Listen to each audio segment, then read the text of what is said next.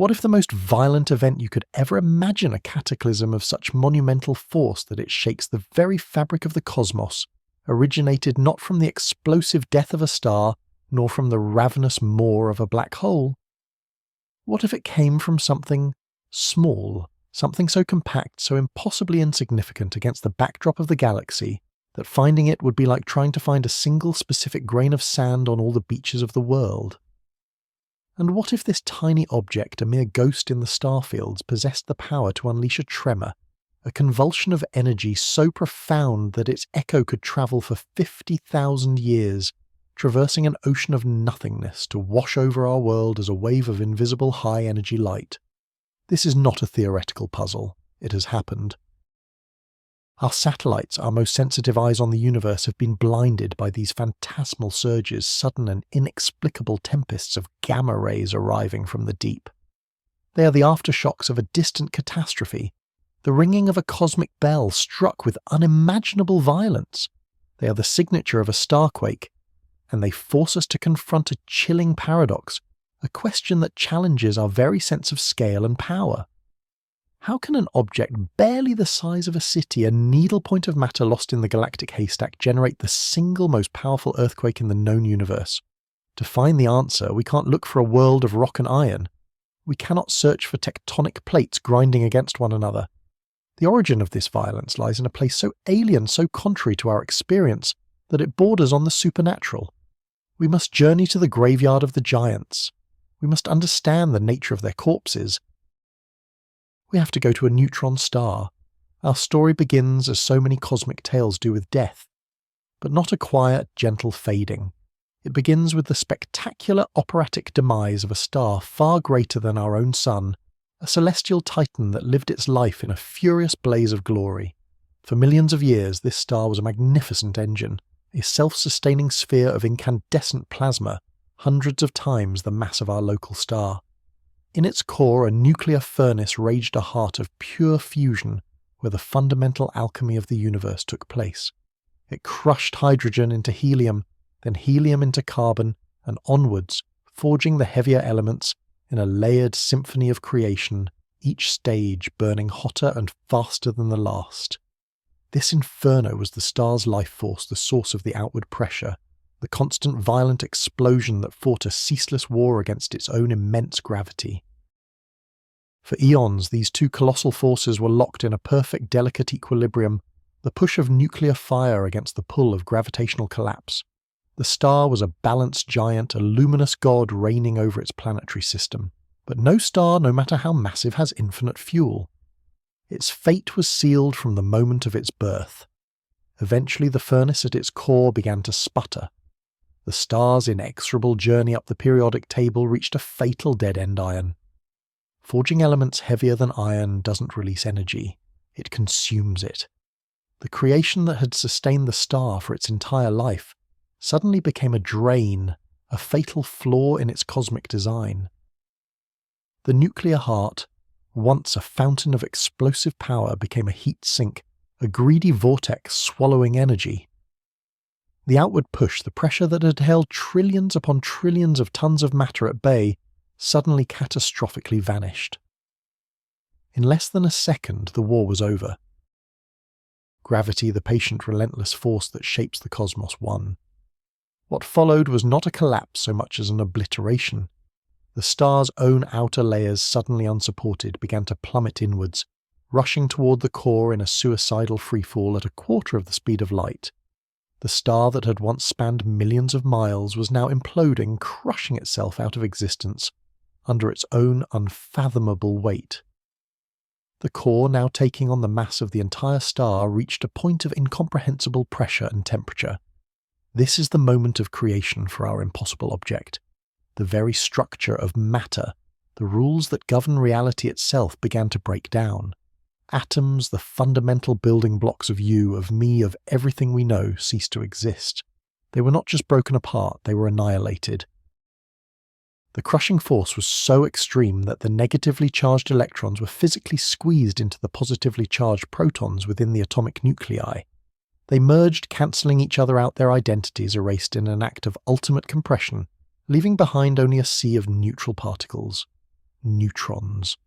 A core of pure city-sized neutron, matter a substance so dense it defies all earthly analogy, was born in the heart of the dying star. This entire process, this transformation from a star's heart to a ball of pure neutrons, takes less time than it takes you to blink. The infalling outer layers of the star, expecting to find the core, instead smashed into this newly formed unyielding neutron object. The impact created a shockwave of unimaginable power. It rebounded, tearing back out through the star a celestial tsunami of pure energy. This is the moment we see as a supernova, the star's final glorious scream. It is the funeral pyre for a giant, an explosion so luminous it can briefly outshine its entire home galaxy, scattering the heavy elements forged in its heart across the void, seeding the next generation of stars and planets. It is one of the most magnificent spectacles in all of nature. But our focus is not on the glorious explosion. We're interested in what remains. When the dust settles, when the light from the supernova has faded after thousands of years, something is left behind at the heart of the expanding nebula. The corpse. A silent, tiny, terrifying remnant holding all the secrets of the violence that created it. The neutron star. To call a neutron star dense is a profound understatement. It is a word wholly inadequate for the reality. Imagine taking our sun, a 1,000,000-mile wide sphere of gas that contains 99.8% of all the mass in our solar system, and crushing it. Crushing it past the point where atoms can exist, past the point where matter as we know it retains any of its familiar properties, until it is a perfect featureless sphere no wider than Manhattan Island. You have now created a neutron star. It is an object where the empty space that defines our existence, the vast gulf between an atom's nucleus and its electrons, has been utterly and completely extinguished. This is matter at the absolute limit, the final, densest possible state, before it collapses entirely into a black hole. It is a singularity's younger, angrier sibling. The classic analogy that a single teaspoon of neutron star material would weigh more than Mount Everest is true, but it fails to capture the sheer wrongness of the substance. It's not just heavy. It's a piece of alien physics, a sample of a universe with different rules. Gravity on its surface is 200 billion times stronger than on Earth. If you could stand on it, which you cannot, you would be instantly flattened into a monatomic smear, your entire body's mass spread across its surface in a layer thinner than a single sheet of paper. A marshmallow dropped onto a neutron star would impact with the force of 1,000 hydrogen bombs. This is not a world. It is a cosmic anchor, a knot of space-time so severe that light itself has to struggle to escape its grasp. But the extremes do not end with its density. The parent star in its collapse brought more than just its mass to this tiny volume. It also brought its rotation. Think of an ice skater pulling in her arms to spin faster. This principle, the conservation of angular momentum, is now applied on a cosmic scale with terrifying consequences. A star that may have taken weeks to complete a single rotation, as it collapsed from millions of miles across to a mere 20, spun up to an astonishing velocity.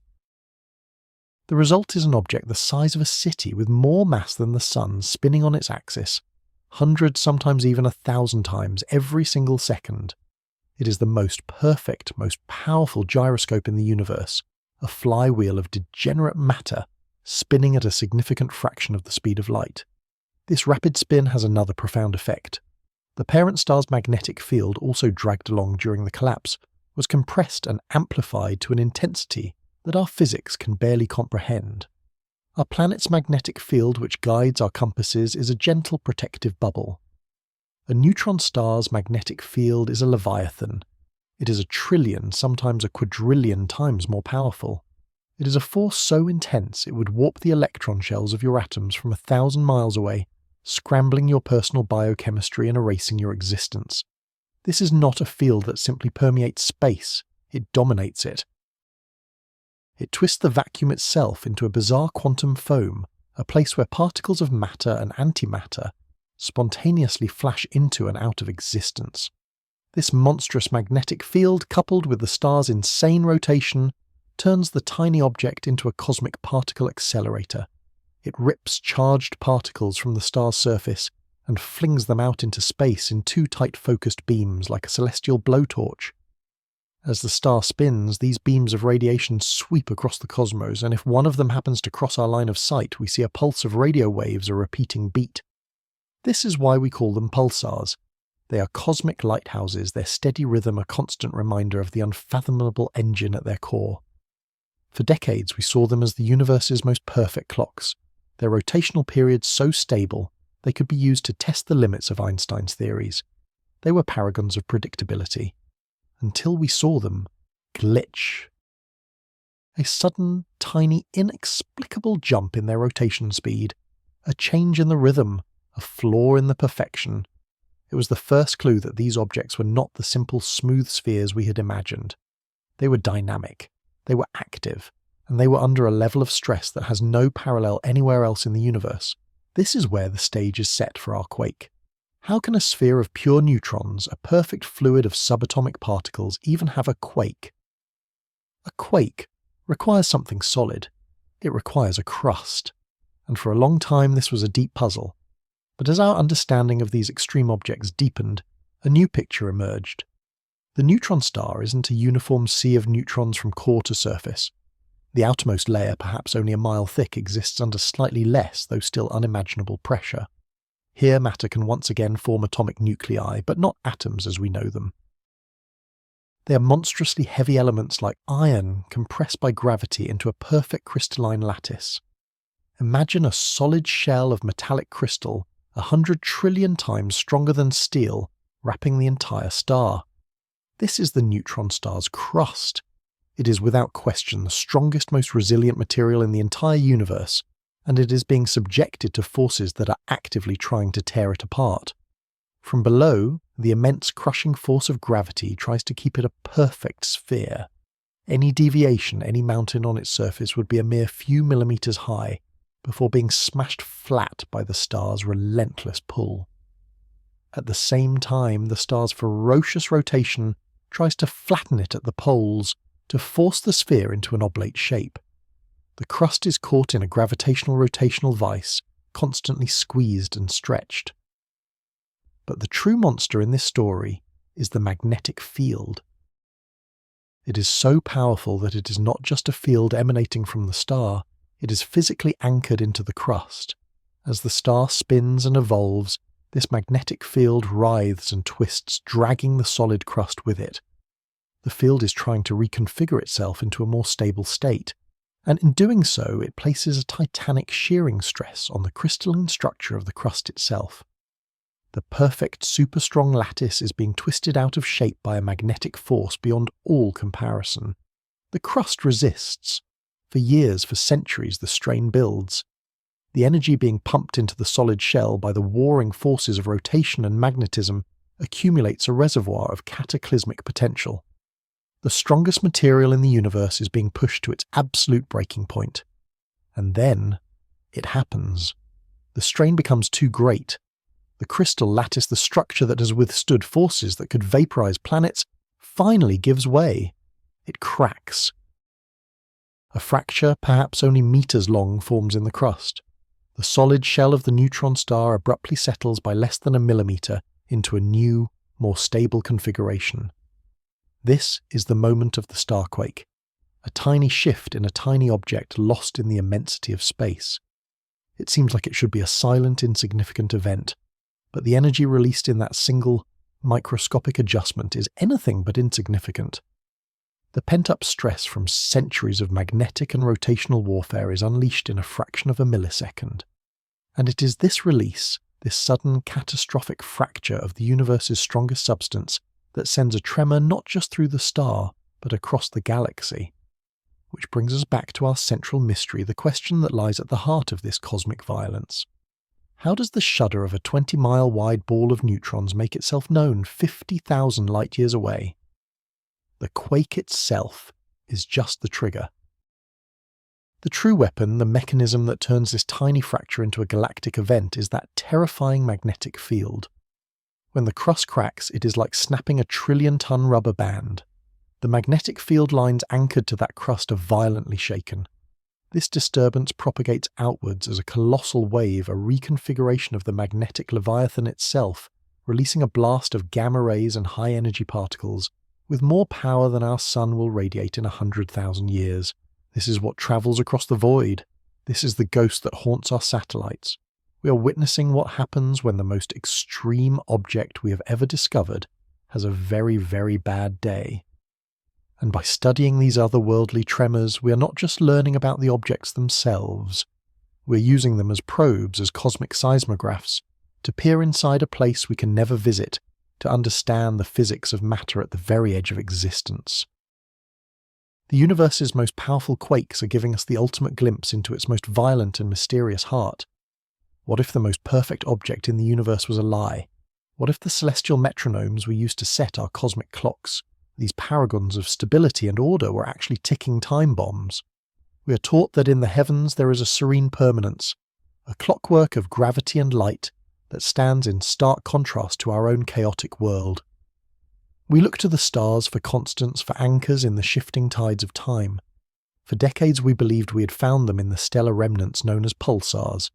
These impossibly dense, rapidly spinning cores of dead suns flashed with a regularity so precise, so unwavering, that they challenged the accuracy of our own atomic clocks on Earth. They were our lighthouses in the cosmic ocean, each pulse a comforting declaration that some things at least were eternal. But this comforting story conceals a terrifying truth.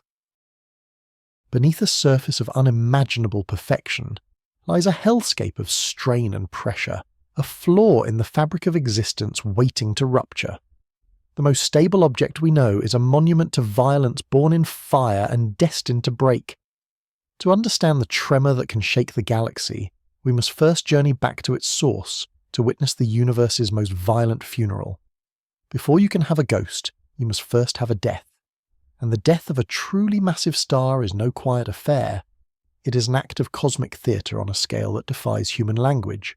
For millions of years, this celestial giant lives a life of furious brilliance, a self-sustaining nuclear furnace, fusing hydrogen into helium, then helium into carbon and onward, forging the very elements of life in its sweltering heart. It is a factory of creation, a beacon in the void. But this life of grandeur is a battle fought against a single, relentless enemy, its own gravity. With every ounce of fuel it burns, with every atom it forges, it produces an outward pressure, a wall of light and heat, that holds the crushing force of its own mass at bay. For eons a delicate equilibrium is maintained. But all furnaces eventually run cold. The star in its final days begins to forge iron in its core, and with iron the battle is lost. Iron is the final ash of stellar nucleosynthesis. Fusing it does not release energy, it consumes it. The outward pressure, the star's only defense, suddenly vanishes. In an instant, the equilibrium that defined an entire stellar lifetime is shattered. Gravity patient and inexorable wins. It always wins. What happens next is not an explosion, not yet. It is the opposite. It is an implosion of incomprehensible speed and violence. The star's core, a sphere of iron larger than our Earth, collapses under its own colossal weight. In less than a second, a span of time you can barely register, this entire planetary-sized object is crushed down to a ball barely the size of a city. The outer layers of the star, suddenly finding nothing beneath them, begin a terrifying freefall, accelerating inwards at a quarter of the speed of light. They rush towards the centre, a tsunami of gas and plasma 1,000,000 miles high, expecting to find the core they have orbited for ages. But the core is no longer there.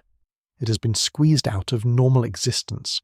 The infalling material slams into this newly formed, unbelievably hard object, and the universe witnesses the single greatest rebound in its history. A shockwave of unimaginable power is born. It screams outwards, tearing through the descending layers of the star, reigniting them in a final defiant blast of fusion. This is the supernova, a detonation so brilliant it can outshine its entire home galaxy for weeks. A final scream of light visible across millions of light years. It is the star's tombstone, and its legacy seeding the cosmos with the heavy elements that will one day form new stars, new planets, and perhaps new life. When the dust settles, when the beautiful expanding nebula of gas has drifted away into the interstellar medium, something remains. At the heart of the fading celestial wreckage sits the victor of the battle gravity's ultimate trophy. We call it a neutron star, and it is here that our understanding of reality begins to break down. The object before you is perhaps 20 kilometers across, small enough to be tucked neatly inside the boundaries of a major metropolitan area. Yet into this tiny volume is packed the mass of 1.5 of our suns. The sheer density is a concept our minds are simply not equipped to grasp. The atomic structure that defines our entire world, the familiar dance of electrons orbiting a nucleus, with vast expanses of empty space in between, has been utterly annihilated. During the core's collapse, the gravitational pressure was so immense that it overcame the fundamental forces that keep atoms apart. Electrons were physically smashed into protons, their opposite charges cancelling out, creating a sea of neutral particles, neutrons. What you are looking at is essentially a single city-sized atomic nucleus, an object composed of a substance we call neutronium. To bring this into perspective, imagine taking a single sugar cube of this material. That tiny cube would weigh 100 billion tons. It would weigh more than the entire human population combined. If you were to place it on the surface of our planet, it wouldn't just sit there. It would punch through the Earth's crust, tear through the mantle, and plummet towards the core like a stone through water, its gravitational field wreaking havoc with every mile it fell. This is the substance we're dealing with. It is matter at the absolute edge of existence, pushed so far that it is just one step shy of collapsing entirely into a black hole. It is the densest observable material in the universe. This density warps the very fabric of its surroundings.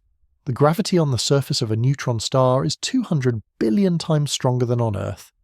It is a force so powerful it bends the path of light, allowing you to see the back of the star even as you look at its front. Space-time itself becomes a deep, treacherous well around the object, a gravitational vortex from which almost nothing can escape.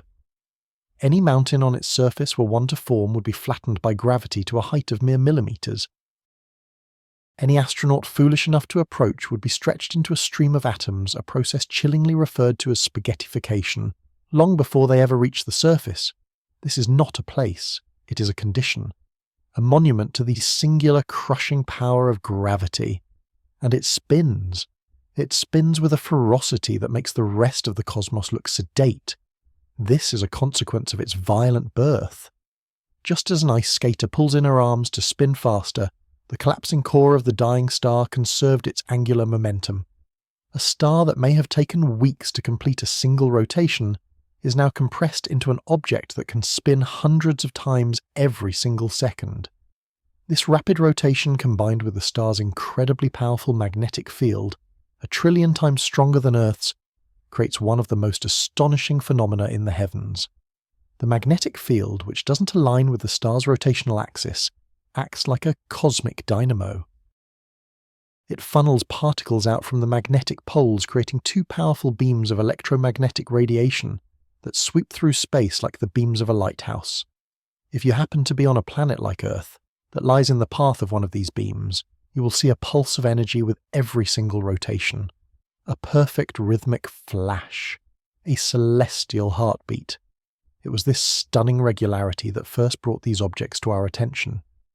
In 1967, a young graduate student named Jocelyn Bell Burnell detected a signal from the depths of space, a pulse so impossibly regular, it repeated every 1.33 seconds. For a time, the astronomers even entertained the idea that they had found a signal from an alien civilization, labeling the source LGM-1 for little green men. The truth, of course, was even more profound. They had discovered the first pulsar. They had found the cosmic clocks. Over the following years, we discovered hundreds, then thousands more. Some spun with such breathtaking precision that they lost less than a second over millions of years.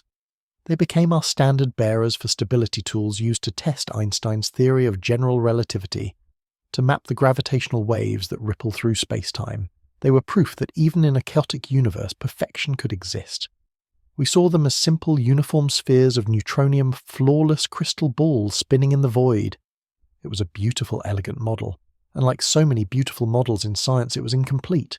The reality is far more complex and far more violent. A neutron star is not a monolithic object. It has layers, it has a structure. And it is in this structure that the seeds of its own destruction are sown.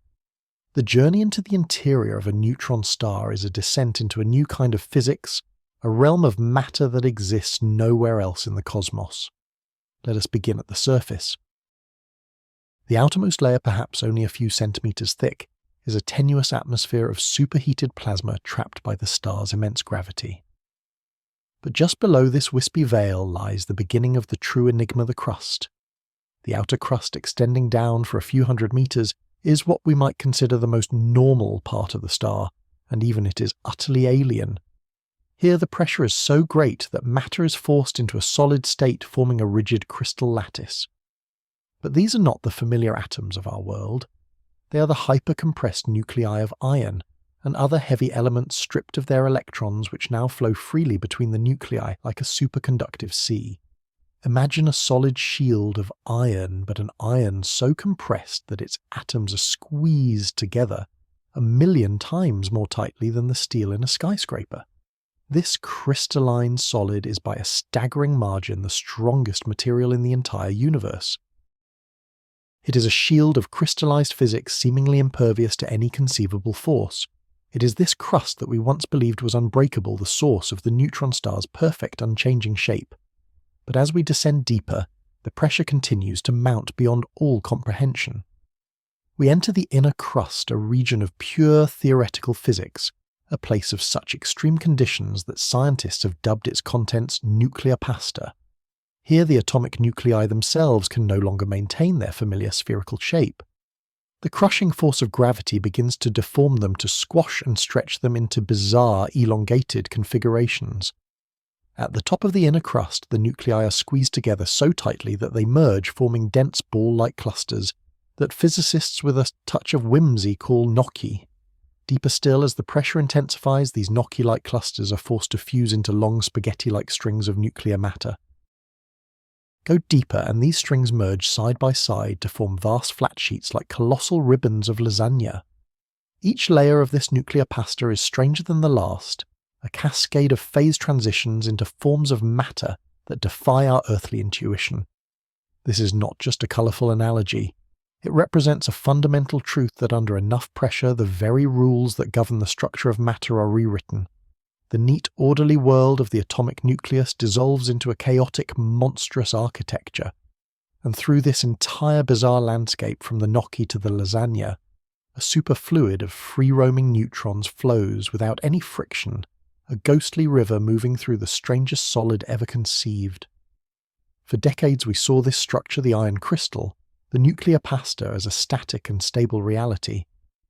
The star spun its lighthouse beam, swept the cosmos, and its internal state was thought to be locked in a frozen equilibrium. But we were missing a crucial piece of the puzzle, a dynamic force that transforms this object from a perfect clock into a geological time bomb. The star is spinning, but it is not spinning forever. The very act of broadcasting those powerful radio beams into space costs energy. With every pulse, with every rotation, the neutron star radiates away a tiny fraction of its rotational energy. It is almost imperceptibly slowing down. This effect, known as magnetic braking, is a constant and relentless drain on the star's momentum. For a normal star, this would be of little consequence. But a neutron star is not a normal star. Its structure is intimately tied to its rate of spin. A star spinning hundreds of times per second is not a perfect sphere. Centrifugal force causes it to bulge slightly at its equator, making it an oblate spheroid. It is a shape dictated by the delicate balance between its rotation and its own immense gravity. Herein lies the catastrophic tension. As the star spins down, the centrifugal force weakens. Gravity, ever present and unchanging, begins to pull the star into a more perfectly spherical shape. But the crust, that crystalline lattice of hyperdense iron, is solid. It is the strongest material in the universe, and it resists this change. Imagine the tectonic plates of Earth grinding against each other, building up stress over centuries. Now multiply that stress by 1 trillion. The core of the star wants to relax into a new, more spherical shape, but the rigid crust refuses to yield. An immense strain begins to build within that crystal lattice, a silent growing scream in the perfect solid. The star is being torn apart from the inside out. The solid crust is accumulating a debt of energy, a gravitational tension that grows with every passing year, with every rotation it loses. The most perfect object in the universe is becoming unstable. The flawless celestial clock is winding itself into a state of impossible stress. Something somewhere in that shield of crystallized physics must eventually give way. A flaw in the crystal, a weak point in the nuclear pasta is all it would take. The unbreakable surface is poised to shatter, and so we had crowned them the champions of celestial timekeeping. For decades after their discovery, these cosmic lighthouses, these pulsars, were our gold standard for cosmic precision. Their rotation, a pulse of radiation sweeping across the galaxy, seemed as reliable as the fundamental laws of physics themselves. Each turn was a tick of a universal clock, a metronomic beat against which we could measure the grand, slow dance of the cosmos. We had come to trust this rhythm to depend on its inexorable consistency. It was a single point of certainty in a universe defined by chaos, a comfort found in the heart of a stellar ghost. But the universe rarely offers such simple comforts for long. It keeps secrets hiding profound truths behind veils of illusion, and the illusion of the perfect clock was about to be shattered. The first clue, the first whisper of a deeper, more violent truth came not with a bang, but with a tiny, almost imperceptible jump on a long, scrolling sheet of chart paper. It came from the southern hemisphere, from the Parkes Observatory in Australia, where astronomers were keeping a patient decades-long vigil on one of the brightest and fastest pulsars in our sky, the Vela pulsar. Imagine the scene, a quiet control room humming with electronics, the vast radio dish outside silently drinking in whispers from deep space. The data from Vela was routine, almost mundane in its predictability. Its beam swept past Earth 11 times every second, a frantic yet utterly dependable stellar heartbeat. For years that beat had been slowing down, but in a perfectly smooth, calculable way, an infinitesimal drag caused by the energy it was pouring out into the void. Scientists had modelled this spin down with exquisite accuracy. They could predict the arrival time of its millionth pulse from now to within a fraction of a millisecond. It was a testament to both the star's stability and our own understanding. Then one day in 1969, the data delivered a shock. The rhythm broke. It wasn't a huge change, not something you could ever see with your eyes. On the grand scale of the cosmos, it was almost nothing. But in the world of precision physics, it was a cataclysm. The pulsar had suddenly inexplicably sped up. It was a tiny hiccup, a fractional change of a few parts in a millions, an ephemeral leap in frequency that lasted only a moment before the star resumed its slow, steady spin down from this new faster rate. The first reaction in the control room and in the wide community was disbelief. It had to be an error, a flaw in the atomic clocks on Earth used for the measurement, a subtle distortion from our own planet's ionosphere, a glitch not in the star but in the machine. Teams around the world scrambled to check their own equipment, to recalibrate, to reanalyze the torrent of data. They hunted for the phantom signal, the terrestrial interference, the simple human mistake that would explain this aberration and restore order to their elegant models of the universe. But the mistake was never found. The data was confirmed. The event was real. The Vela pulsar, our trusted cosmic metronome, had skipped a beat. Or more accurately, it had jumped forward, gaining a tiny sliver of time. It was the first documented glitch, and it was a profoundly unsettling discovery. It was as if you were watching a mountain, a symbol of permanence, and saw it twitch. This object, this concentration of matter so dense and massive that its inertia should have been absolute, had just revealed a hidden, unpredictable inner life. The perfect clock was flawed. The implications rippled through astrophysics, posing a question that was as simple to ask as it was difficult to answer. What conceivable force, what mechanism could possibly reach out and give a sudden powerful kick to a spinning sphere of matter that weighs more than our sun but is crushed into the size of a city, a sphere spinning hundreds of times a second? It defied all initial intuition. This was not a gentle nudge. To change the rotation rate of a neutron star, even by this tiny amount, requires an absolutely colossal redistribution of energy and momentum. Think of it like this: an Olympic ice skater can speed up their spin by pulling their arms in. This works because of the conservation of angular momentum. By bringing their mass closer to their axis of rotation, they spin faster. But a neutron star is already the most compact object imaginable. There are no arms to pull in. It is a near-perfect sphere of the densest material in the known universe. So what changed? What part of this monolithic object could possibly shift its position or transfer its energy so abruptly? The mystery deepened as astronomers kept watching. The glitch of 1969 was not a singular event. It happened again and again. Vela glitched roughly every 3 years, each time a sudden sharp spin-up. And as our radio telescopes grew more sensitive, we began to see them elsewhere in dozens of other pulsars across the galaxy. Some glitched more frequently, some less. Some glitches were larger, others smaller. There was a chaotic pattern to them, a wildness that resisted simple explanation. The placid image of the neutron star, the serene, slowly dying ember, was being systematically dismantled with each new piece of data. These were not tranquil objects. They were restless. They had moods. They were hiding a fierce internal dynamism. The scientific community, once confident in their understanding, was now faced with a genuine cosmic conundrum. The search for an explanation began branching into two main schools of thought, two competing narratives for what was happening deep inside these exotic stars. The first set of hypotheses looked outward, away from the star's core. Perhaps the cause was not internal, but external. A neutron star, after all, does not exist in a perfect vacuum. It is surrounded by an immense and complex magnetosphere, a web of magnetic field lines a million times stronger than Earth's whipping around at near the speed of light.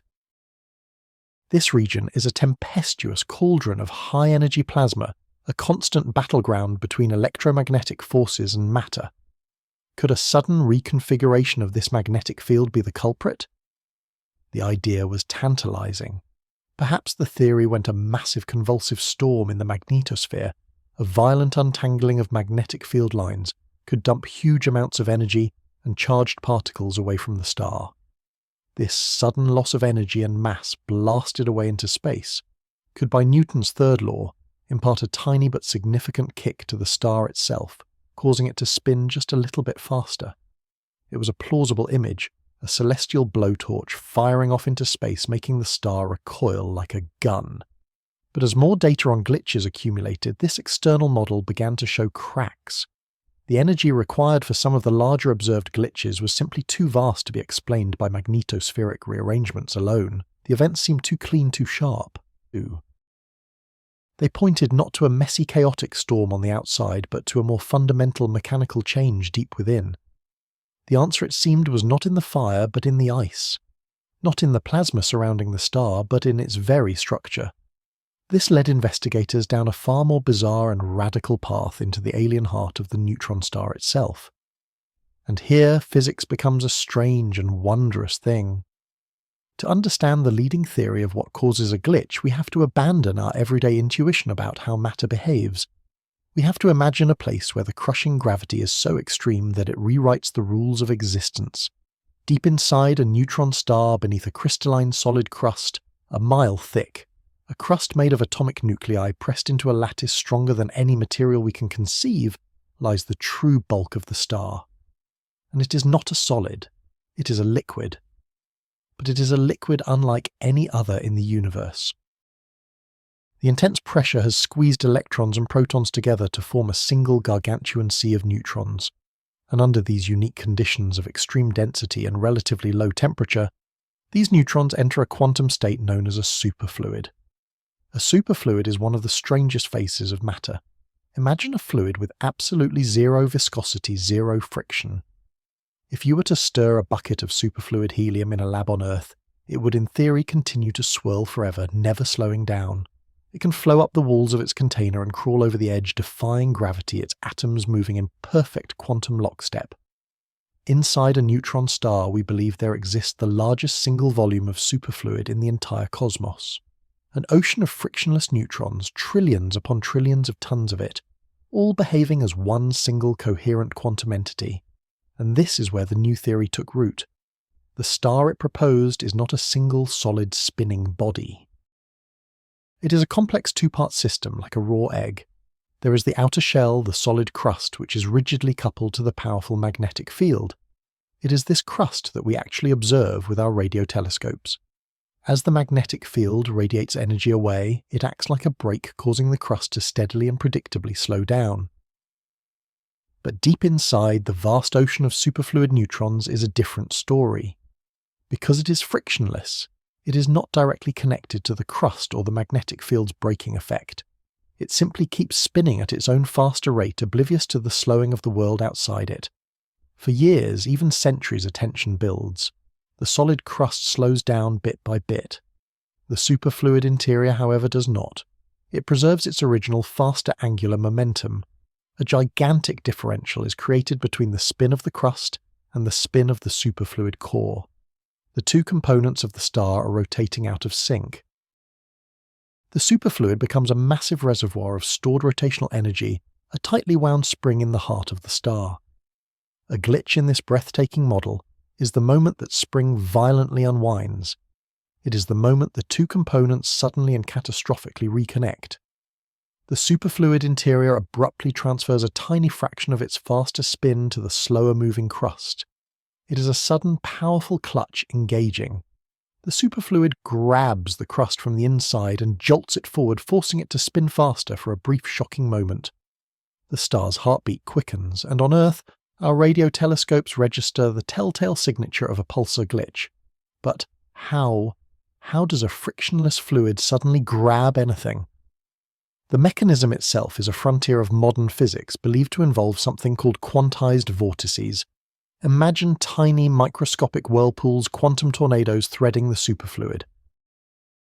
There are billions upon billions of them inside the star. These vortices are the carriers of the superfluid's rotation. As the crust slows, these vortices are thought to become pinned to the crystalline lattice of the inner crust, like threads snagging on a rough surface. They resist moving outward as the star slows getting tangled and bunched up. Enormous stress builds up in the system, a strain between the quantum fluid trying to spin freely and the solid crust holding it back. The tension grows and grows for years on end until a critical breaking point is reached. Suddenly, in a cascading explosive event, billions of these vortices unpin themselves all at once. The dam breaks. The stored momentum is unleashed in a torrent delivered to the crust in a violent jolt that we see as the glitch. It's a beautiful, elegant, and terrifyingly powerful idea. It suggests that these glitches are not mere quirks. They are the groans of a system under unimaginable strain. And this led to the final, most dramatic piece of the initial puzzle. If the glitches are caused by a sudden release of internal stress, what does that release of stress do to the crust itself? The crust of a neutron star may be the strongest material in the universe, but nothing is infinitely strong. The forces at play here are beyond astronomical. The stress building up prior to a glitch, this quantum mechanical friction between the core and the crust, could be enough to physically deform the star to warp its shape on a microscopic but massive scale. And when that stress is released, when the vortices unpin and the core suddenly kicks the crust, the result might not be a smooth transfer. The crust itself might fracture. It might crack under the strain.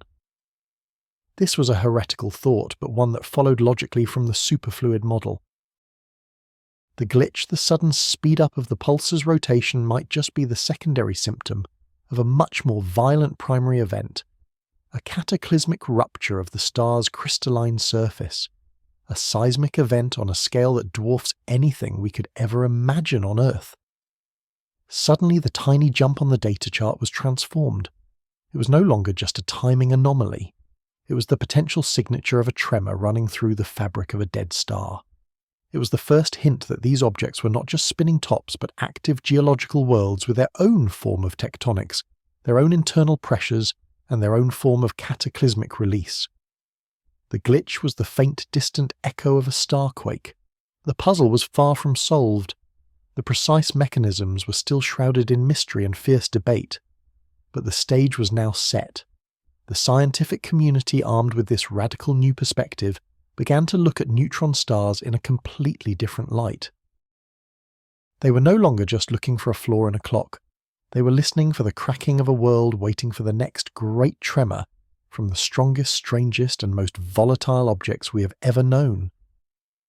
The real question now was no longer just why they glitched, but what happened when they did. And what would it mean if we were ever to witness not just the echo but the starquake itself?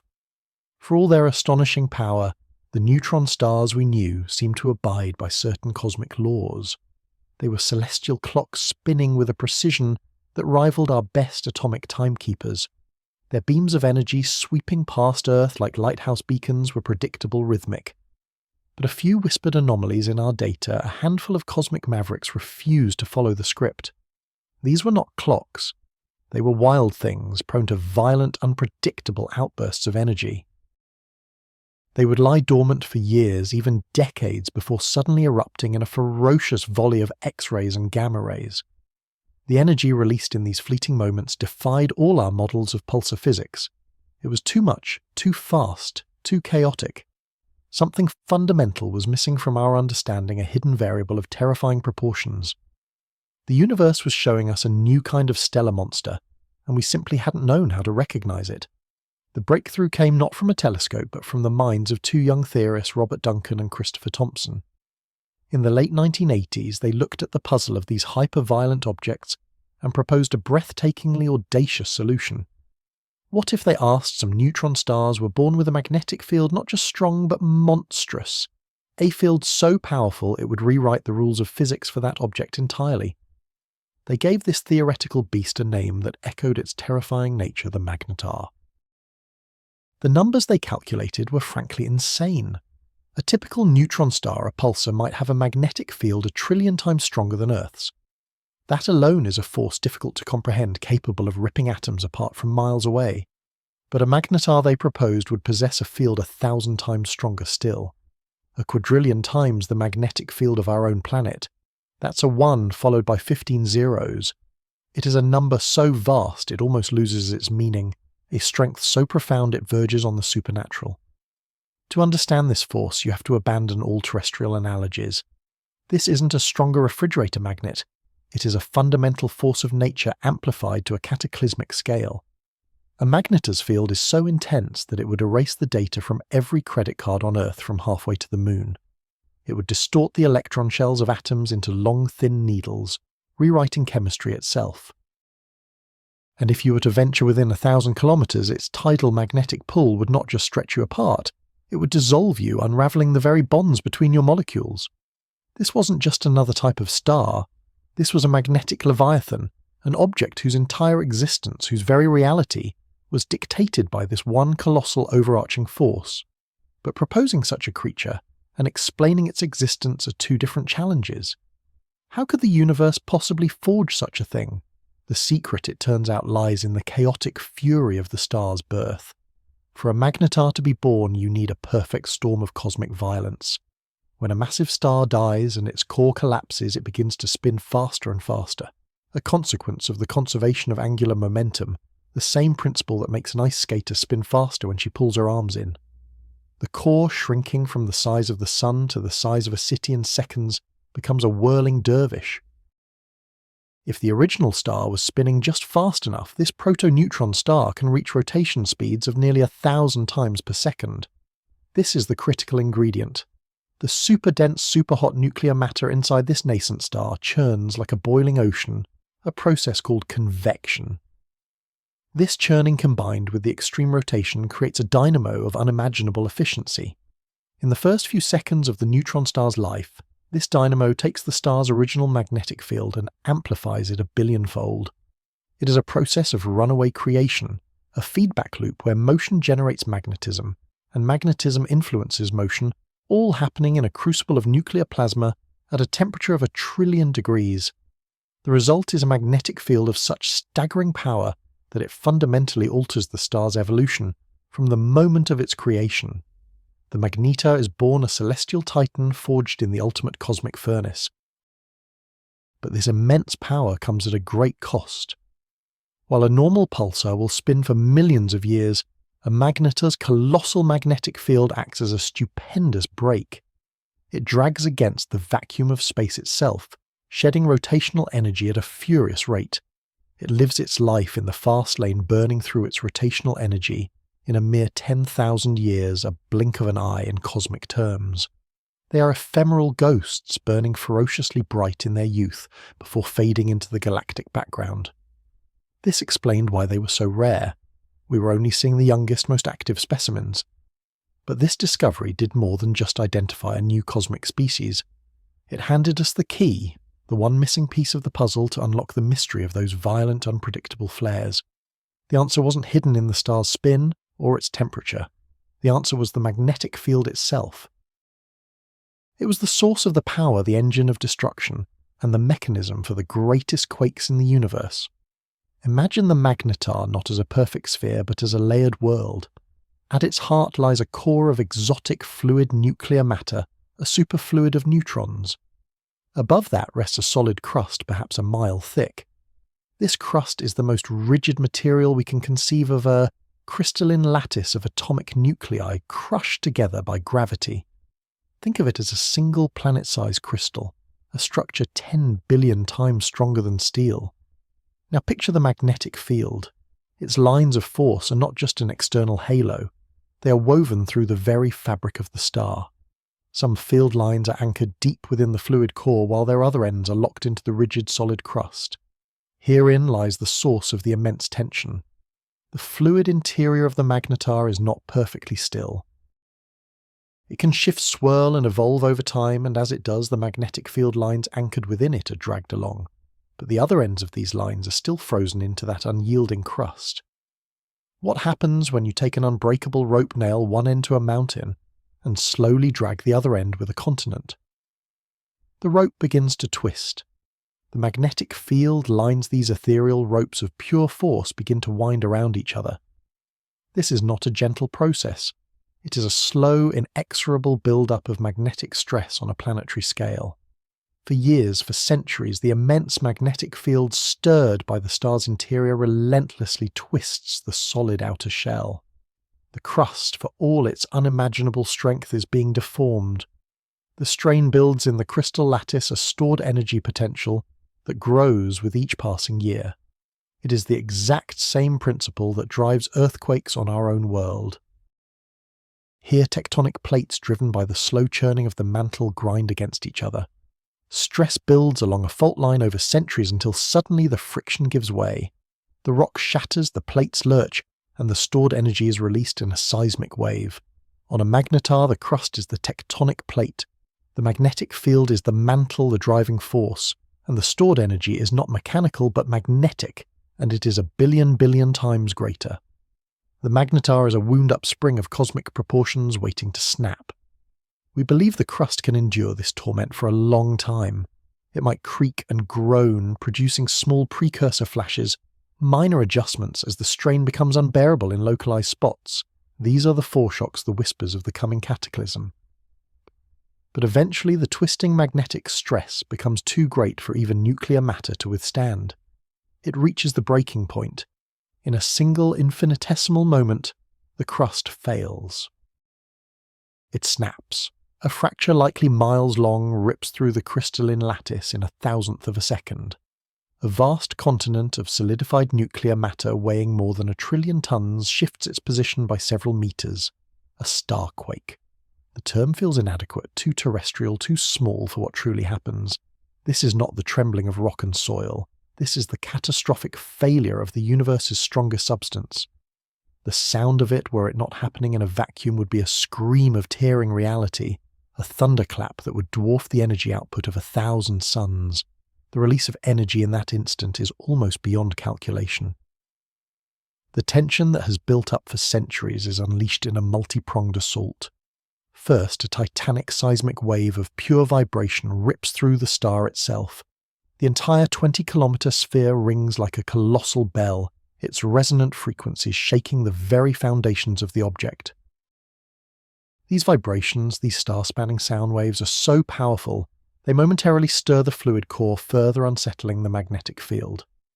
Simultaneously, the snapping of the crust allows the twisted magnetic field lines above the surface to reconfigure themselves into a new, simpler, less energetic shape. Like a stretched rubber band that's been cut, they whip back into place with unimaginable velocity. As these field lines containing the energy of millions of nuclear arsenals collide and annihilate each other, they explode into a fireball of pure energy. A colossal wave of gamma rays and X-rays, the most powerful forms of light, erupts from the surface. This is the giant flare, the burst of radiation that had so puzzled astronomers. It is the incandescent flash from the magnetic realignment, a celestial blowtorch that can for a tenth of a second outshine the entire Milky Way galaxy combined. But the Starquake's fury doesn't end there. This magnetic explosion also vaporizes the star's thin surface, creating a rapidly expanding cloud of electrons and their antimatter counterparts, positrons. This roiling, superheated fireball of matter and antimatter, now trapped and sculpted by the magnetar's external field, is flung outwards into space. It forms a colossal cosmic plume, a particle wind racing away from the star at nearly the speed of light, carrying with it a portion of the quake's unbelievable energy. The entire event from crustal snap to gamma-ray flash is over in less than a second. The Magnetar, having violently shed its built-up stress, settles down. The quaking subsides. The magnetic field is now in a more relaxed, stable configuration. For a time it will be quiet. But deep inside, the slow churn of its fluid core continues. The field lines will once again begin their inexorable twist. The stress will once again begin to build. The clock is reset, counting down to the next inevitable cataclysmic tremor. This was the theory. A terrifyingly elegant solution that connected a magnetar's extreme magnetism to its violent outburst through the mechanism of a starquake. It painted a picture of a dynamic living object, not a simple cooling cinder. It gave us a monster, but also a blueprint for how that monster worked. It was a landmark achievement in theoretical astrophysics, a towering intellectual edifice built on complex mathematics and profound physical intuition. But for all its power, it remained just that, a theory, a story we told ourselves about the distant cosmos. To make it real, to transform this incredible idea into accepted fact, we would need proof. We would need to catch a Magnetar in the act. We would need to find the smoking gun, the tremor itself, echoing across the vastness of interstellar space. The search was on for a sign, a definitive fingerprint of a starquake that could finally confirm our most violent and audacious cosmic vision. And then it happens. Deep within the Magnetar's heart, a change infinitesimal yet catastrophic takes place.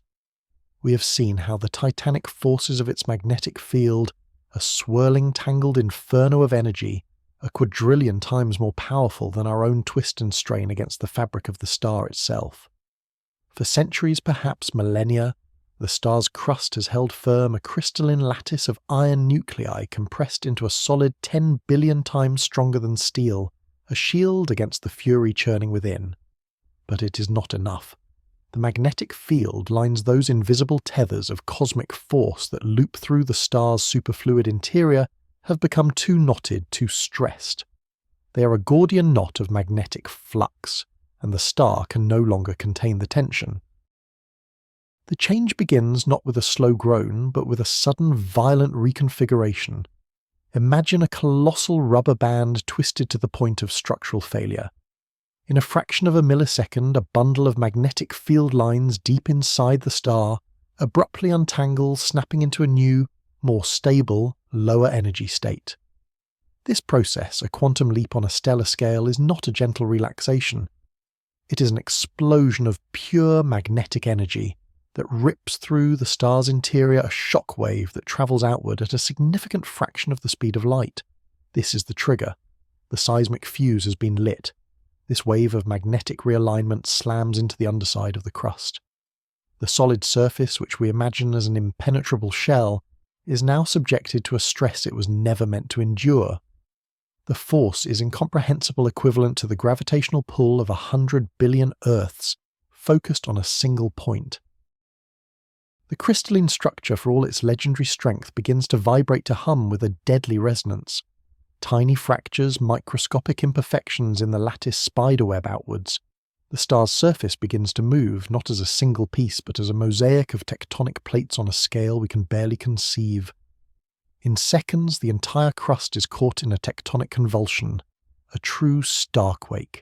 It is a tremor that would register on a hypothetical Richter scale as a 23. An earthquake on our world is the result of shifting rock or release of mechanical stress. Here, the very foundations of matter are being rearranged by the most powerful magnetic forces in the known universe. The crust doesn't just buckle, it shatters, it shears. Vast chasms, hundreds of kilometers long and dozens deep, tear open across the surface. Mountains of compressed iron, perhaps meters or even kilometers high, are instantaneously thrust upwards only to collapse back down, as the star's ferocious gravity reasserts its dominance. The entire globe of the neutron star rings like a colossal bell struck by the hammer of its own magnetic heart. But the visible heaving of the crust, as cataclysmic as it is merely the prelude. The real cataclysm is what escapes through those newly opened wounds. The sudden reconfiguration of the magnetic field doesn't just shake the star, it liberates a fraction of its stored energy, and the amount of energy we're talking about defies all terrestrial comparison. Through the splintered crust, a torrent of radiation erupts, a searing blast of gamma rays and X-rays, the most energetic forms of light in the universe. This is not a slow burn or a gentle flare, it is a cosmic scream. The initial burst, lasting a mere fraction of a second, is the most violent part of the eruption. In just 0.2 of a second, a Magnetar quake can unleash more energy than our own sun will produce in 250,000 years. This light, this gamma radiation is so energetic that it behaves more like a particle beam than a gentle wave. It is a celestial blowtorch aimed at the cosmos, a beacon of destruction that announces the star's agony to the universe. For anything caught in the direct path of this initial flash, the consequences would be absolute. Even hundreds of thousands of kilometers away, a planet's atmosphere would be stripped away in an instant, its surface sterilized and flash-boiled. This is the raw, untamed power of the universe, a reminder that the calm night sky we see is a veil, hiding forces of unimaginable violence. What follows this initial terrifying spike is almost more bizarre, a testament to the extreme physics at play. The flood of energy pouring from the ruptured crust is so dense that it tears the vacuum of space itself apart. Here, Einstein's most famous equation, C=mc2, is not an abstract concept. It is a terrifyingly efficient production line. The energy of the gamma rays spontaneously converts into matter and antimatter. Pairs of electrons and their antimatter counterparts, positrons, are born from nothingness conjured into existence by the sheer intensity of the light. An immense fireball, a rapidly expanding cloud of these newly created particles and trapped radiation, inflates from the star's surface. It's not a fire in any sense we would recognize. There is no chemical combustion. This is a bubble of pure energy and exotic matter, swelling outwards at nearly the speed of light tethered to the magnetar's still powerful magnetic field. The star's rapid rotation, often spinning hundreds of times per second, whips this fireball around, creating a pulsating lighthouse of death. As the cloud expands and thins, the electrons and positrons find each other once more. They annihilate, converting back into a slightly less energetic but still fantastically powerful shower of gamma rays. This is the tale of the event, a pulsating rhythmic beat of high-energy radiation that can last for minutes, a long, fading cry following the initial shriek. Now shift your perspective. Move away from the tortured star and its incandescent fury. Journey with this wave of energy as it travels outwards, a silent, invisible tsunami of radiation expanding into the interstellar void. For centuries, for millennia, it crosses the vast empty gulfs between the stars. It passes through nebulae, their ghostly dust clouds offering no resistance. It sweeps past other star systems, its passage unnoticed, unless a civilization happens to have its most sensitive instruments pointed in precisely the right direction, at exactly the right moment. The light from this ancient cataclysm is old, its journey long and solitary. Yet it carries with it the full unredacted story of its violent birth. And then, after a journey of 50,000 years, this echo of a stellar apocalypse arrives at a small blue-white planet orbiting an unremarkable yellow star in a quiet spiral arm of the galaxy. It arrives at Earth. On December 27th, 2004, it happened. The wavefront from a giant flare erupting from a magnetar known as SGR 180620 in the constellation Sagittarius, washed over our solar system. You wouldn't have felt it walking down the street. It didn't shake the ground or warm your skin. But for our technology, our sensitive electronic eyes on the sky, it was as if we had been hit by a physical blow. Gamma-ray and X-ray satellites, our planet's sentinels against the high-energy universe, were completely blinded. Their detectors, designed to count individual photons of gamma radiation, were instantly saturated by an overwhelming flood. The incoming wave of energy was so intense that it literally bounced off the moon, and instruments in orbit were able to detect the faint gamma-ray reflection from the lunar surface. But the most profound impact happened closer to home in the highest reaches of our own atmosphere. As the gamma rays slammed into the ionosphere, the delicate electrically charged layer that protects us from the sun's radiation and makes long-range radio communication possible, they ripped electrons from atoms. The ionosphere was suddenly massively disturbed, its ionization level dramatically increased. In the space of a few minutes, the day side of Earth's upper atmosphere was ionized to levels usually only seen at night. GPS systems, which rely on precise timing signals passing through the ionosphere, experienced disruptions. Low-frequency radio communications used for submarine navigation and scientific research were profoundly affected. For a few terrifying minutes, a star on the other side of the galaxy had physically altered the protective envelope of our own planet. Think about that. An event that occurred 50,000 years ago, so far away that the light from it began its journey when Neanderthals still walked. The Earth had enough power left to reach out and touch our world in a measurable physical way. It was the strongest flux of gamma rays ever detected from beyond our solar system, an event that for a few moments made a distant dead star shine brighter in our sky, in the gamma-ray spectrum than the full moon. This event was a profound wake-up call, a stark demonstration that we are not isolated from the wider cosmos. The universe is not a static diorama. We are adrift in a cosmic ocean subject to the waves generated by storms that happen light years away. The 2004 flare from SGR 1806-20 was a relatively gentle nudge. The Magnetar was almost directly across the galactic centre from us, its fury partially absorbed and scattered by intervening dust and gas. The main blast didn't even hit us head-on. We were grazed by its flank. Yet still its power was enough to make our planet's magnetosphere, our primary shield against cosmic radiation, visibly compress and reverberate. We saw the shield that protects all life on Earth tremble from the distant echo of a star's pain. It forces us to confront a series of unsettling questions. What we witnessed was the consequence of a starquake's fury diluted by a journey of 500 quadrillion kilometers. It was a whisper of the true event. We have seen the mechanics, we have measured the fallout, and we have felt the faintest tremor from halfway across our galaxy. The evidence is undeniable. These events are among the most powerful explosions the universe has witnessed since the Big Bang itself. They're a fundamental, if terrifying, part of the cosmic ecosystem. The true significance of this lies in understanding the scale.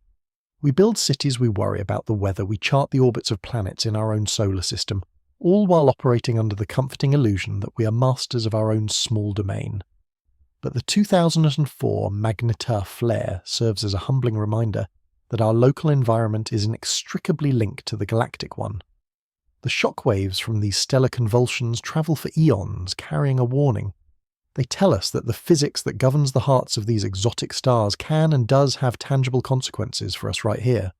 The quake itself is over in a flash. The light takes millennia to reach us, but the knowledge it imparts is permanent. It redraws our map of the universe not as a collection of distant, disconnected points of light, but as a dynamic, interconnected web where the most extreme events can have effects that ripple across galaxies. It is a puzzle of unimaginable proportions, and in 2004 we found a crucial and frankly terrifying piece of it. It leaves us to wonder with a new sense of cosmic urgency what other secrets these celestial monsters hold, and more importantly what would happen if one of these quakes occurred not on the far side of the galaxy, but in our own cosmic neighbourhood. And so we waited. We had traced the phantom heartbeats of these cosmic titans, listening to the faint rhythmic whispers they sent across the void. We had built our theories elegant and terrifying of a crust forged from matter so dense it defied terrestrial imagination a crust stretched to the breaking point by magnetic forces of inconceivable strength. We had imagined the fracture, the sudden, violent release of the Starquake that could dwarf any cataclysm known to humankind. For decades it was a ghost story told by astrophysicists, a theoretical monster lurking in the deepest shadows of the cosmos. We knew with chilling certainty that it was not a question of if, but when. One of these celestial pressure cookers would finally blow. We just never imagined we would be staring directly down the barrel when it happened. The journey of the messenger had been a long and silent one. It began 50,000 years ago when our own ancestors were just learning to paint their stories on cave walls, their world lit only by fire and the familiar gentle stars. Far away in the dense heart of the Sagittarius constellation, a drama of physics reached its brutal conclusion. A Magnetar, the celestial behemoth we would come to know as soft gamma repeater, 1806 and 20, could no longer contain its own fury. A fissure perhaps only meters long on its surface had catastrophically failed. In that instant a dam of magnetic energy 100 quadrillion times stronger than Earth's own field shattered, unleashing a wave of pure incandescent power. For 50 millennia this wave of high-energy gamma and X-rays, a phantom fist of unimaginable force, travelled unseen, unheard and unfelt. It crossed the interstellar medium ghosting through nebulae, and past the orbits of 1 billion sleeping worlds, a silent testament to a violence we were not yet equipped to comprehend. It was an invisible tsunami moving at the one and only cosmic speed limit its wavefront, a perfectly expanding sphere of annihilation, carrying the news of a star's agony. On Earth, December 27, 2004 was just another day. In the churn of human events, holidays were winding down, and the world was turning its attention toward the promise of a new year. Above our heads in the silent cold vacuum of orbit, our fleet of robotic sentinels kept their tireless watch. Satellites like NASA's Swift and Resi, the European Space Agency's Integral, and dozens of others were our eyes on the high-energy universe designed to catch the faint whispers of distant supernova and the fleeting signatures of black hole mergers. They were built to be sensitive to detect the faintest flickers of gamma-ray light from the edge of creation. They were not, however, built for what was coming. At 9:30 p.m. Greenwich Mean Time, the wave arrived. It did not fade in. It did not build. It simply was. In a single brutal instant, the night side of our planet was illuminated not by visible light, but by a form of radiation so energetic it would have been instantly lethal to any unprotected life. The first to feel the impact were our satellites. Their sensors, designed to count individual photons of gamma radiation, were suddenly faced with a deluge, a fire hose of energy so intense it was like trying to measure a blizzard with a teacup. The incoming flux was 1,000 times greater than anything they were designed to handle. One by one, in the space of milliseconds, they were completely and utterly blinded. The onboard electronics of the Resi Solar Observatory, which happened to be staring directly into the onslaught, saturated instantly. Its detectors, which meticulously record the energy of each incoming particle, were overwhelmed. The data stream flowing back to Earth became a torrent of nonsensical numbers, the digital equivalent of a scream. Every sensor was hit so hard it registered the maximum possible value flatlining at the top of its scale. It was as if a sound meter designed to measure a whisper was suddenly placed next to the engine of a Saturn V rocket at full throttle. The instrument wasn't just recording the event, it was being physically assaulted by it. Other satellites, even those on the opposite side of the planet shielded by the entire mass of the Earth, felt the blow. High-energy particles ricocheting and scattering through the upper atmosphere created a secondary wave that washed over them, triggering their own alert systems. Down on the ground, in control rooms across the globe, pagers and alarms began to shriek. Astronomers, physicists and engineers scrambled from their desks, their initial thoughts a cascade of worst-case scenarios, a software glitch, a catastrophic sensor failure, a nearby nuclear detonation. The data flooding their screens was so extreme, so far outside the realm of known physics, that an instrumental malfunction seemed the most logical explanation. No known astronomical object could possibly be that bright. It was impossible. It defied the laws of physics as they understood them. To produce a signal that could saturate instruments from 50,000 light-years away, the source would have to be generating more energy in a single tenth of a second than our own sun will produce in over 150,000 years. The sheer absurdity of the numbers pointed not to a discovery, but to a system-wide multi-satellite failure. But the phantom blow wasn't just felt by our machines in orbit. It struck the Earth itself. The colossal influx of gamma rays slammed into the upper layers of our atmosphere, a region we call the ionosphere. This delicate blanket of charged particles responsible for everything from radio communications to the aurora was violently disturbed. The gamma rays ripped electrons from atoms, creating a sudden massive surge of ionization that measurably expanded and distorted this crucial atmospheric layer. The planet's magnetic field, our shield against the harshness of space, momentarily compressed as if struck by a physical hammer. For a few brief terrifying minutes, our world's protective bubble rang like a colossal bell. Low-frequency radio communications across the globe were disrupted. GPS systems, which rely on stable signals passing through the ionosphere, experienced fleeting errors. We had not just observed a distant event, we had been touched by it. A tremor from a star halfway across the galaxy had caused a physical, measurable shiver to run through our own planet's defences. As the initial shockwave, a blinding spike of hard gamma rays lasting just 0.2 of a second past something else emerged from the data. The event wasn't over. Following the initial flash was a long pulsating tail of less energetic, softer X-rays. This was the star's echo, the ringing aftermath of the cataclysm, and within this fading glow was a secret, a fingerprint that would betray the culprit's identity. The light was pulsing with a precise, unwavering regularity, a beat repeating every 7.56 seconds. Astronomers quickly cross-referenced this period with their catalogues of known cosmic objects. There was only one match. The timing was the exact rotational period of the Magnetar SGR 1806-20. The monster had a name. The ghost story was real. What our satellites had witnessed was the first, and to this day the most powerful giant flare ever directly recorded. The event was so luminous that for a fraction of a second the distant Magnetar, a dead star, only 20 kilometers across, shone brighter in the gamma-ray spectrum than anything else in the entire sky, including our own sun. If our eyes were capable of seeing gamma rays, its incandescent ghost would have appeared brighter than the full moon. It briefly outshone the combined light of every single star in our home galaxy. The energy calculations were so staggering, they bordered on the divine. We were witnessing a starquake, the confirmation of a theory born from the most extreme physics in the universe. The model we had so painstakingly constructed in our minds was now laid bare, confirmed with violent, irrefutable data. The magnetic field of SGR 1806-20, impossibly tangled and stressed, had finally snapped. A vast arching loop of magnetic flux anchored to the star's solid crust had twisted beyond its breaking point. In a process akin to tectonic plates shifting on Earth, but powered by forces 1 trillion times stronger, the crust had fractured. This rupture caused a catastrophic reconfiguration of the magnetic field, which in turn unleashed a particle storm of electrons and positrons trapped within it.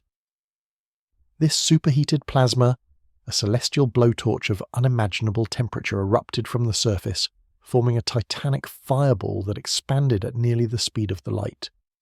It was the radiation from this fireball, this globe of matter and antimatter, annihilating itself, that had crossed the galaxy to blind our satellites and shake our world.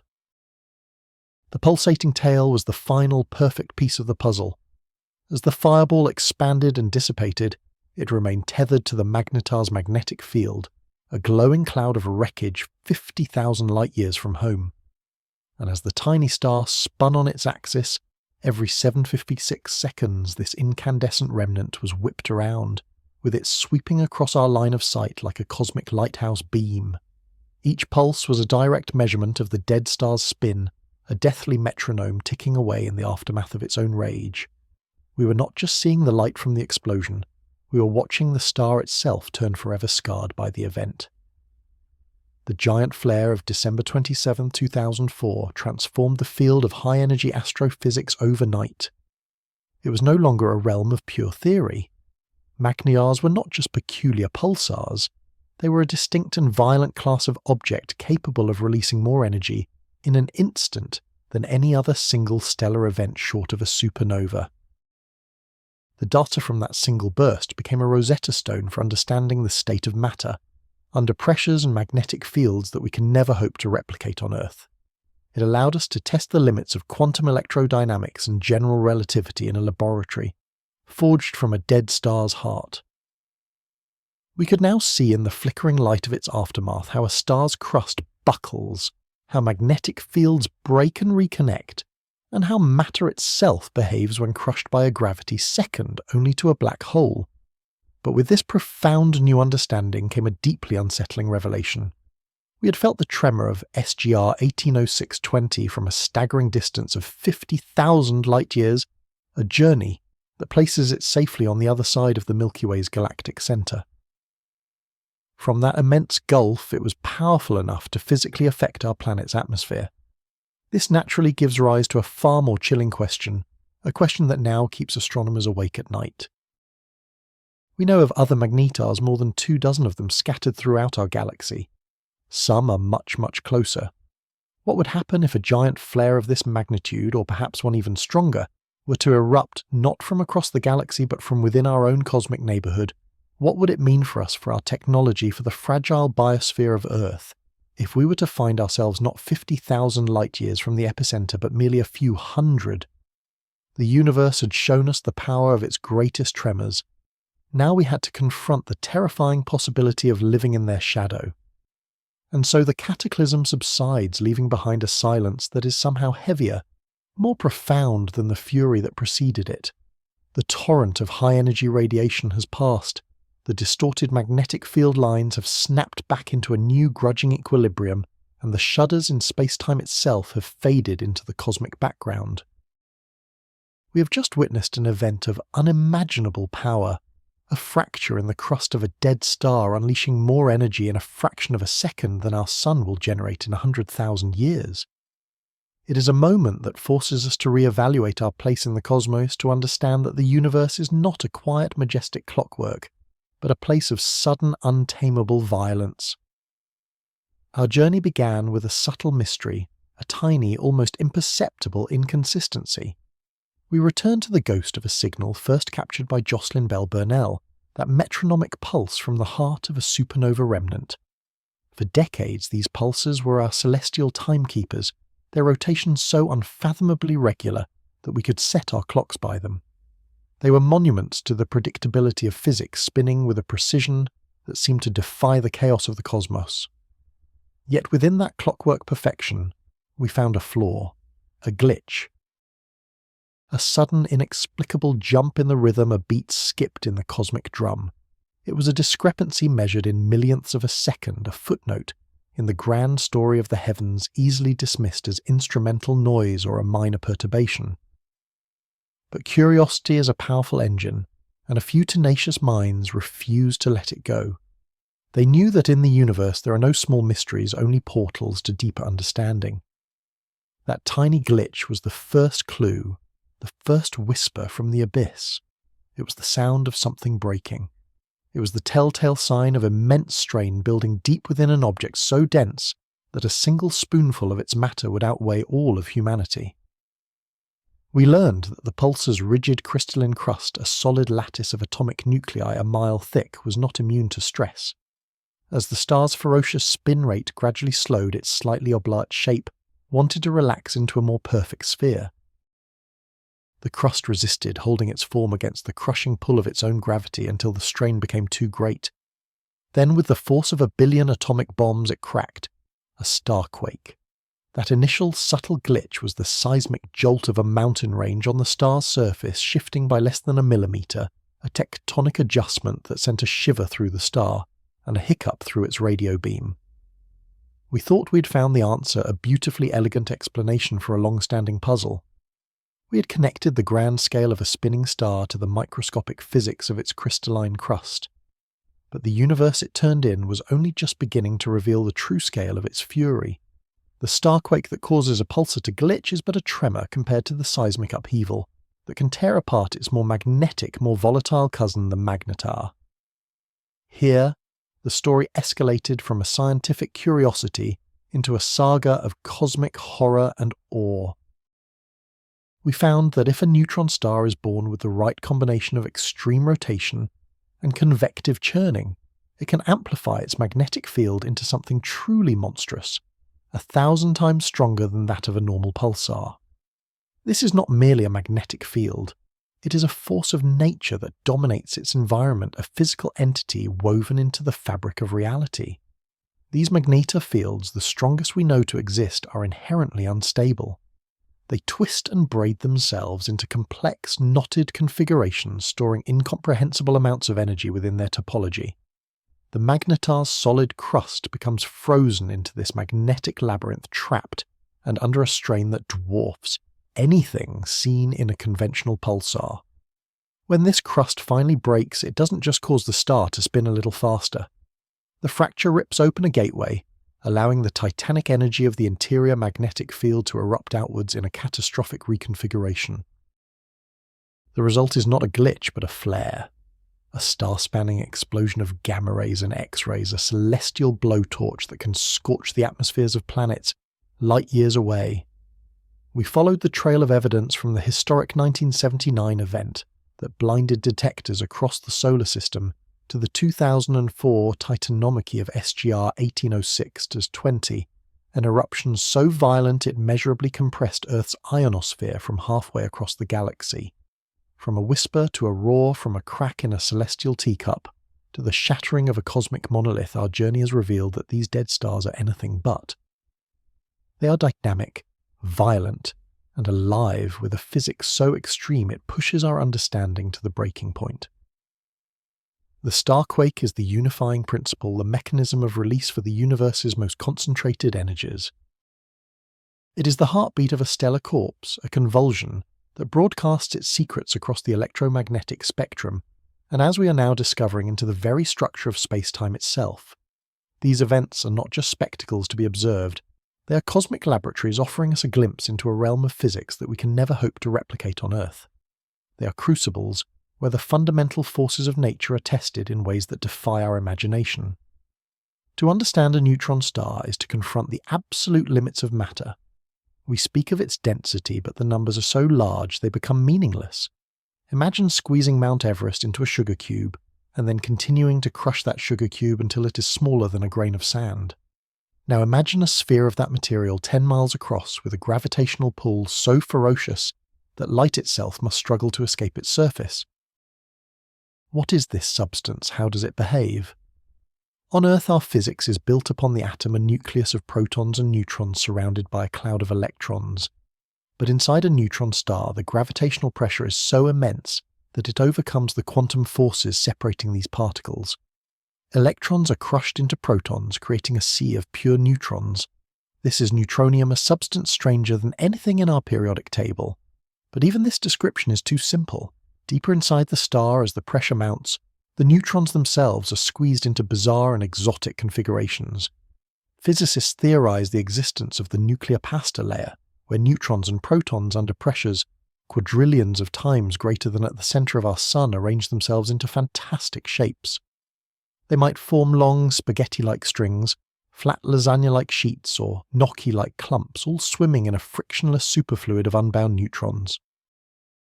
A starquake, that violent fracturing of the outer crust, sends a shockwave, a seismic pulse, plunging deep into this alien landscape.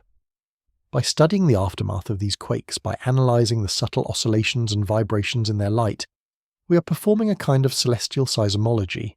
We are in effect sounding the depths of this impossible object, trying to map its interior, and determine if its core holds the ultimate state of compressed matter, a quark-gluon plasma, the primordial soup from which the universe itself was born. If the matter within these stars represents one frontier, their magnetic fields represent another one that pushes the boundaries of reality itself. A magnetar's field is not just a scaled-up version of the field from a refrigerator magnet. It is a place where the laws of quantum mechanics are laid bare. In a field this strong, the vacuum of space is no longer empty. It seethes with virtual particles, pairs of electrons and positrons that wink in and out of existence. The magnetar's field can capture these fleeting particles, twisting them, polarizing the void, and turning empty space into a bizarre refractive medium. It is a field so powerful it can distort the shape of atoms, stretching them from spheres into long, thin needles, their electron shells warped and constrained to move only along the magnetic field lines. Chemistry as we know it would be impossible here. Life would be unthinkable. When a starquake rips through the magnetar's crust, it is like plucking a string on a cosmic guitar. The magnetic field lines vibrate, launching powerful electromagnetic oscillations known as alpha-Venn waves. These waves, carrying unimaginable energy, propagate outwards, shaking the star's magnetosphere and accelerating particles to nearly the speed of light. This is the engine of the gamma-ray flare. The quake provides the mechanical trigger, but it is the raw, untamed power of the magnetic field that it unleashes. By studying these flares, we are testing the predictions of quantum electrodynamics, or QED, the theory that describes the interaction of light and matter in an environment of unparalleled intensity. We are witnessing a place where energy can spontaneously convert into matter, where the fabric of the vacuum itself can be boiled. Each Magnetar quake is an experiment conducted on our behalf by the universe, revealing how the fundamental forces behave when pushed to their absolute terrifying limits. And then there is gravity. For a century we have understood gravity not as a force but as the curvature of space-time, a four-dimensional stage on which the cosmic drama unfolds. Massive objects like stars and planets create dips and warps in this fabric, and other objects simply follow the straightest possible path through that curved geometry. A neutron star, with its incredible mass packed into such a tiny volume, represents one of the most extreme curvatures of space-time in the universe, second only to a black hole. It is a gravitational gyroscope, its rapid spin dragging the very fabric of space-time around with it, a phenomenon known as frame dragging. A starquake is a sudden violent redistribution of mass and energy within this already warped and twisted region of space-time. It is a convulsion that doesn't just send out light, it sends out ripples in gravity itself. These are gravitational waves, the shudders of space-time we have only recently learned how to detect. When a mountain-sized chunk of a neutron star's crust rearranges itself, it changes the star's shape, altering its mass distribution. This sudden change creates a gravitational wave signature, a specific pattern of space-time compression and expansion that radiates outwards at the speed of light. Unlike light, which can be blocked or absorbed by interstellar dust and gas, gravitational waves travel unimpeded. They are a pristine message from the heart of the cataclysm. They carry with them a complete recording of the event, the physics of the crustal fracture, the way the star vibrated in response, the nature of the exotic matter deep within its core. A starquake's gravitational wave is a symphony of space-time, and if we can learn to hear it, we can unlock the final secrets of these enigmatic objects.